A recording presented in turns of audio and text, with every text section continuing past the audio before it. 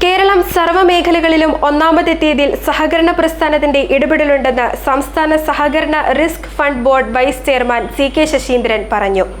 ഒരു മതേതര പ്രസ്ഥാനമാണ് സഹകരണ മേഖലയെന്നും അദ്ദേഹം കൂട്ടിച്ചേർത്തു. കുറ്റിലഞ്ഞി സഹകരണ ബാങ്കിൽ പെൻഷൻ പദ്ധതിയുടെ വിതരണോദ്ഘാടനം CK ശശീന്ദ്രൻ നിർവഹിച്ചു. കേരളത്തിൽ സഹകരണ പ്രസ്ഥാനങ്ങൾ കൈവയ്ക്കാത്ത ഒരു മേഖലയുമില്ല. കേരളത്തെ ഒന്നാമതെത്തിക്കുന്നതിൽ സഹകരണ മേഖലയ്ക്ക് മുഖ്യ പങ്കാണുള്ളതെന്ന് CK ശശീന്ദ്രൻ പറഞ്ഞു. സഹകരണ പ്രസ്ഥാനങ്ങൾ ഒരു മതേതര പ്രസ്ഥാനമാണെന്നും അദ്ദേഹം കൂട്ടിച്ചേർത്തു. സഹകരണ സംഘങ്ങൾ പ്രസ്ഥാനം കൈവെക്കാത്തൊരു മേഖലയും കേരളത്തിലില്ല.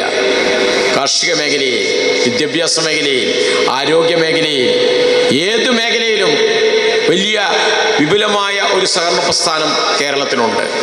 കേരളത്തിലെ സഹകരണ പ്രസ്ഥാനത്തിൻ്റെ ഒരു പ്രത്യേകത ഞാൻ പറയാം, അത് സാധാരണ ജനങ്ങളുടേതാണ്. എന്നാൽ കേരളം വിട്ടുകഴിഞ്ഞാൽ പ്രമാണിമാരാണ് ഇത് കൊണ്ടു നടക്കുന്നത്.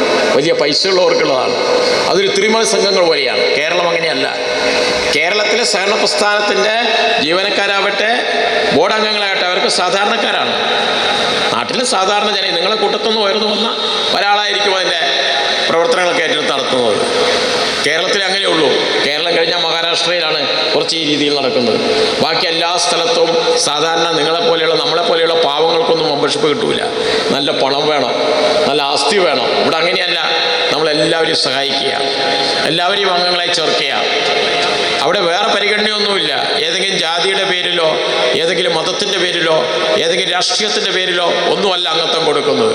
സഹകരണ പ്രസ്ഥാനം നല്ല മതേതര പ്രസ്ഥാനമാണ്.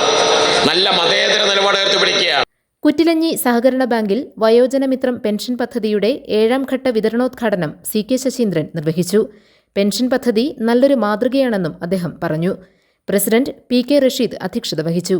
KK Basheer, MM Aliyar, Bindu Jayakumar, PK Krishnan, Aneesh, KG Chandrabose, CA Makkar, CE Nasar, KG Sirimavo എന്നിവർ പ്രസംഗിച്ചു. GTV news, Nellikuzhi.